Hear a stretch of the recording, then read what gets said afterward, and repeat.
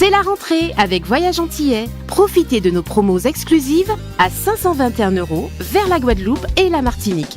Oui, vous avez bien entendu, 521 € pour partir au mois d'octobre ou novembre vers la Guadeloupe et la Martinique. Et en plus, vous bénéficiez de 46 kg en soute et de toutes les facilités de paiement pour seulement 521 €. Nombre de places limitées, alors n'attendez plus et rendez-vous dans nos agences de Paris et de Saint-Denis ou sur notre site internet voyageantillais.com. 521 €, les vacances qui continuent avec Voyage Antillais. Voyage Antillais, le lac qui fait voyager. Hexagone, actualité.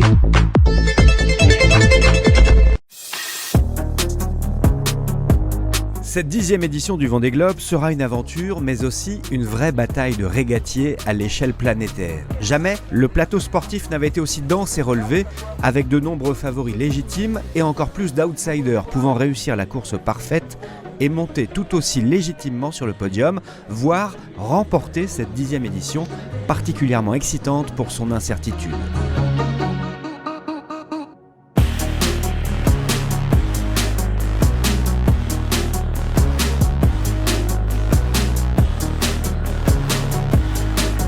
Les marins qui sont en tout cas dans un projet de performance, ils partent pied au plancher, quoi. Je suis pas convaincu que sur un Vendée Globe ça tienne pied au plancher du début à la fin. On pourrait avoir 20 bateaux qui peuvent aller sur le podium.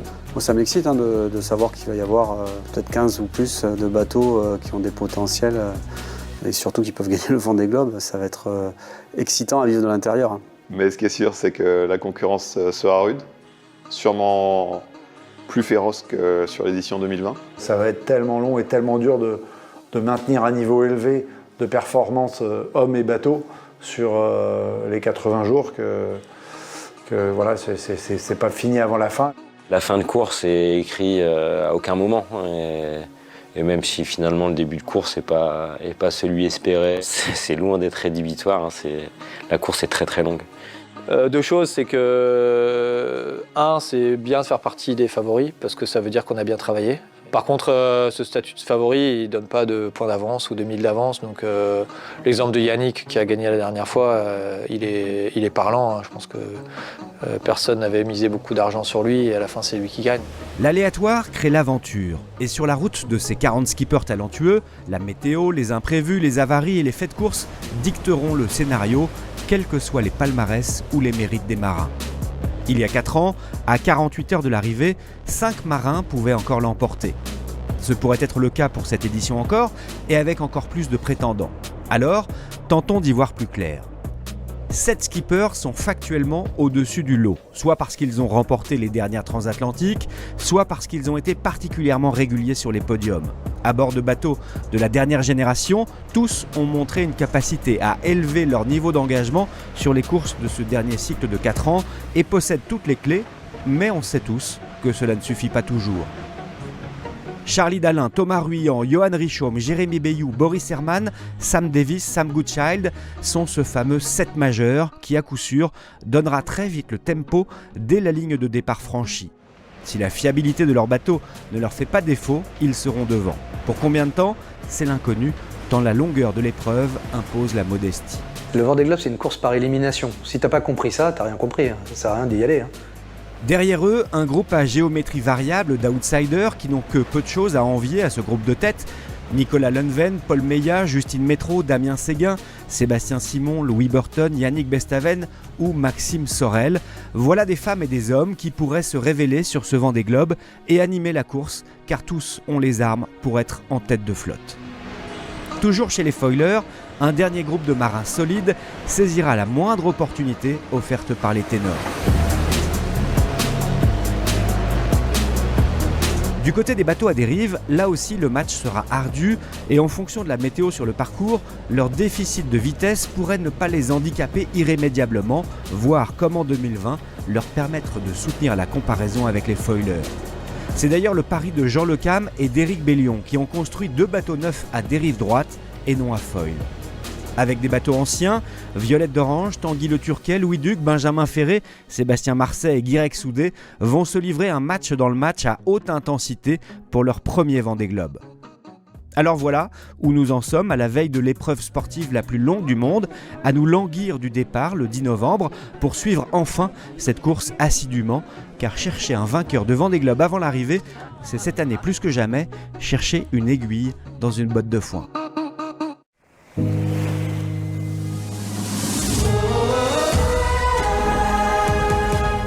De ce premier Vendée Globe, est-ce que vous avez été, entre guillemets, scotché de voir ce monde qui vous attendait à l'arrivée pour ce premier? Il y a 35 ans, je ne me souviens pas de ce que je pensais à ce moment-là. Je pense qu'on avait été prévenu par radio, au moins, que ça avait beaucoup de succès, mais je ne croyais pas tout ce qu'on me racontait, parce que souvent, pour vous encourager, les gens me disent c'est un succès phénoménal, les gens pensent à toi et tout ça. Je me suis dit, ça va être comme d'habitude, il y avait trois pèlerins sur lesquels arriver, ce qui n'était pas le cas. Il y avait 100 000 personnes à 3h du matin ou à 2h du matin où je suis arrivé. C'est quand même inhabituel, ce succès. Mais je n'en garde a posteriori pas un très bon souvenir de cette arrivée. Bien que j'avais accompli ce que je voulais être, c'est-à-dire d'abord un marin reconnu par mes pairs, également pour mes proches, mes parents et tout ça, et puis pour un accomplissement d'une belle histoire. Au départ, j'étais quand même pas un marin, je suis un artiste qui ai connu la mer en faisant du bateau stop à l'âge de 18 ans. J'étais pas régatier, j'ai pas disputé la bouée de dégagement. Moi, j'étais tranquille, peinard. En plus, j'étais traumatisé par mon départ dans le Boc. Sur le départ à Newport, j'ai percuté un navire. Alors là, je me suis dit, on va pas commencer comme ça. Donc, je suis resté derrière, pour empêcher de l'oublier après. Ah, ça c'est vrai, c'est vrai. On ne sait pas ce que de se dire, mais... Bon, alors, non, l'arrivée, si vous voulez, j'avais mis du temps comme tous les autres, comme les concurrents aujourd'hui. On passe des années, surtout quand on a une vraie ambition de remporter l'épreuve, vraiment focalisé sur la ligne d'arrivée, il vaut mieux atteindre, et de préférence en tête. Mais on ne prépare pas ce qu'il y a derrière. Et il m'est tombé dessus, moi, une soudaine notoriété qui n'est pas un truc qui est très agréable à vivre. Heureusement, c'est assez volatile et c'est un peu érodé avec le temps. Et puis j'avais tout d'un coup, plus d'objectif. Mon objectif depuis 4 ans, c'était de franchir cette ligne en tête. Derrière l'arrivée, en général, les sportifs, on leur met un micro devant la bouche. Et souvent, on trouve que c'est pas très, très brillant en général ce qu'ils racontent, mais c'est qu'ils ont tout fait pour que ce soit à vélo ou à pied ou en bateau.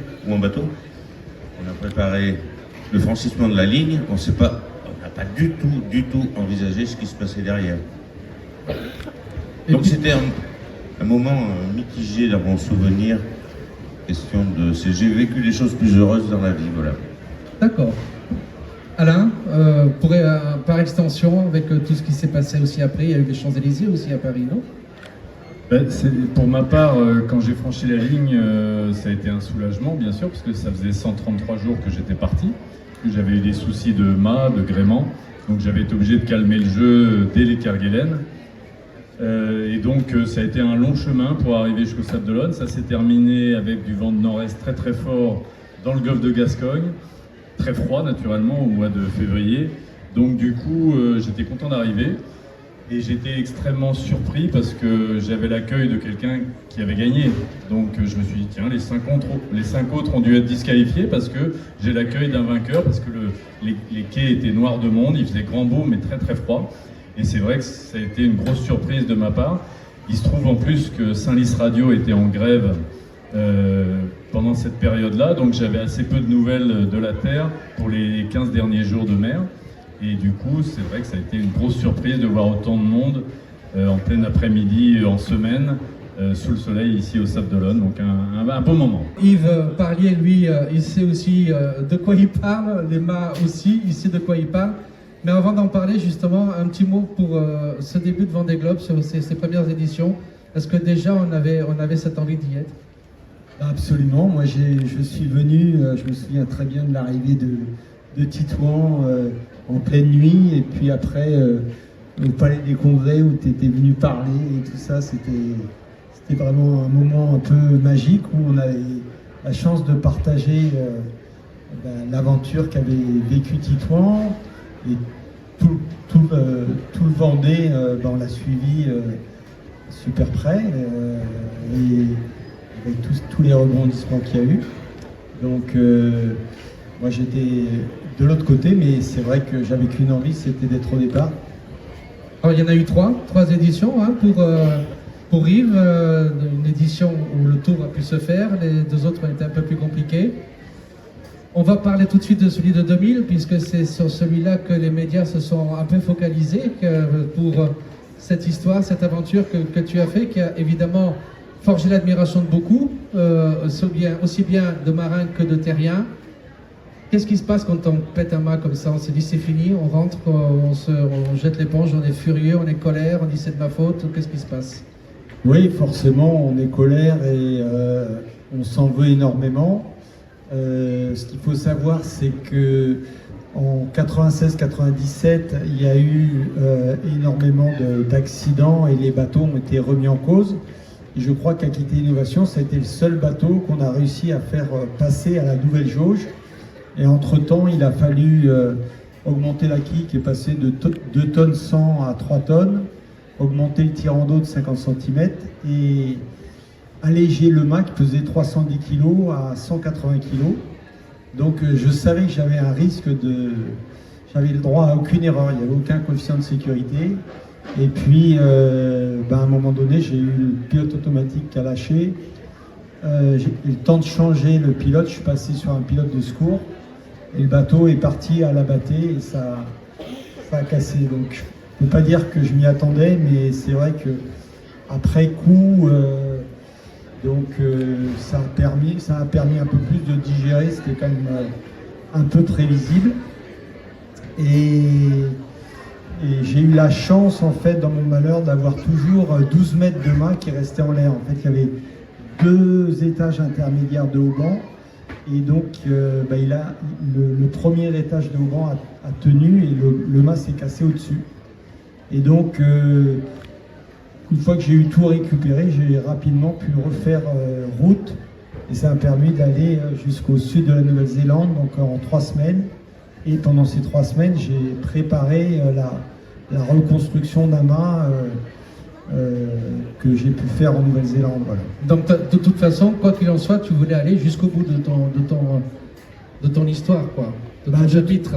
Voilà, de toute façon, quand tu es au milieu de l'océan Indien, tu as l'île Heard qui est à ta droite, tu as les Kerguelen qui sont 150 000 au vent, donc là c'est aucun intérêt d'aller là-bas où il ne se passe rien. Donc de toute façon, il faut aller vers l'est.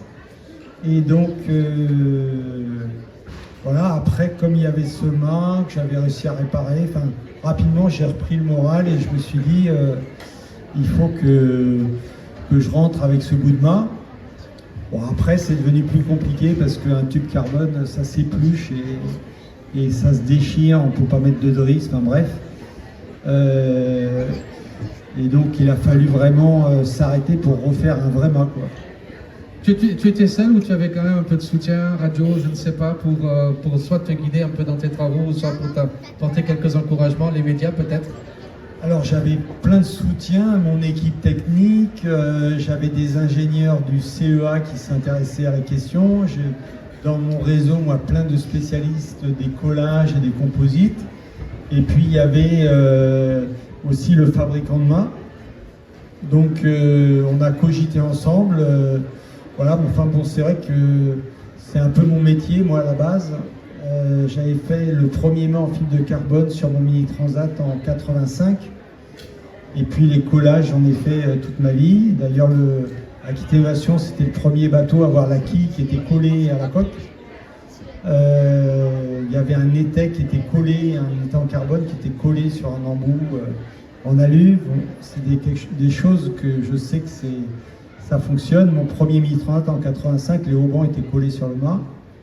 Donc tout ça, ça m'a quand même beaucoup aidé. Je ne pensais pas refaire ça un jour en mer. Et on va en reparler parce que forcément, ça a forgé son expérience et puis son envie de créer quelque chose. On va en parler tout à l'heure, bien volontiers. Michel Desjoyaux, Deux victoires sur cette histoire du Vendée Globe 2000 et 2008. Quand on entend ça, est-ce qu'on est déjà bien lancé dans l'envie d'y aller? Moi, je suis venu la veille du départ, la veille au soir du départ du premier. À l'époque, j'étais en formation chez Jean-Yves Bernot, qui est un navigateur et formateur météo, surtout formateur routage pour nous maintenant, qui à l'époque était le routeur de Philippe Gentot, puisque sur la première édition, l'assistance météo était autorisée. Et donc on est descendu sur le ponton et ce dont parlait Titouan, je conçois côté coureur qui savait où ils allaient, forcément toujours une part d'inconnu, mais par contre les gens de l'extérieur, il y avait vraiment ce sentiment de combien vont revenir quoi. Et heureusement qu'ils ne l'ont pas perçu parce que je pense que ça les aurait plutôt tiré à l'envers que... Disons, excuse-moi, je te coupe, disons les choses comme elles sont, c'était l'inconnu quoi qu'il y avait en face. Non, c'était pas l'inconnu, mais il y a eu le Golden Globe avant, mais qui était sur des bateaux quand même beaucoup moins sophistiqués et beaucoup plus longs. Knock Johnson, si Robin Knock Johnson qui gagne, qui est le seul à finir, il met 313 jours, c'est-à-dire quasiment 3 fois plus que ce qu'ils ont fait à l'époque en 89. Mais ouais, il y avait quand même cette pression de savoir, comme tu disais à propos de Louis Guédon, maire des Sables, mais est-ce que c'est pas un peu fou de les faire partir quoi. Et puis petit à petit, on s'habitue, et là on en est rendu à la 10e édition, plus de 40 ans plus tard. Et finalement c'est possible. Alors forcément, il y en a qui finissent pas, il y en a qui finissent avec des belles histoires, il y en a qui en chient tous, c'est très dur pour tout le monde. Alain qui accompagne Isabelle Joschke, j'ai vu une interview d'elle l'autre jour et disait je savais en y allant que ce serait dur, et j'imagine que Alain avait dû lui expliquer un peu ce qui allait l'attendre, et elle s'est rendu compte que c'était encore plus dur que ce qu'elle imaginait. Et oui, c'est difficile, mais comme dit Titouan, et là je suis totalement d'accord avec lui, personne ne nous force à y aller, c'est une démarche volontaire, c'est un rêve pour certains, c'est un accomplissement pour d'autres. En tout cas, c'est un moment. Pour toi, c'était quoi? Excuse-moi, c'était un rêve. Moi, je suis un peu de la génération Alain, Figariste, Régatier. Et donc, moi, j'allais faire une compétition. Je me suis retrouvé à quelques jours du départ ici en 2000, avec à côté de moi quelqu'un qui parlait de voyage intérieur et de karma. Je le regardais un petit peu de travers parce que moi, je cherchais les concurrents et la bouée de dégagement. Mais voilà, chacun son truc, et là, dans les 40 qu'il y a devant nous, il y en a, je dirais, il y en a une quinzaine qui peuvent gagner, et les autres, ils n'ont pas moins de mérite déjà d'être au départ, c'est déjà exceptionnel. Et puis, j'espère pour une bonne partie d'entre eux d'être à l'arrivée. Et j'espère que tous vont s'accomplir à leur façon, et pour ce qu'ils sont venus chercher, c'est surtout ça qui est important, c'est venir pour se faire plaisir, pour faire ce que l'on aime. Le résultat, c'est un truc pour spécialistes presque. Bonjour, je suis Marine Daguet, je suis responsable de communication chez Banque Populaire Grand Ouest.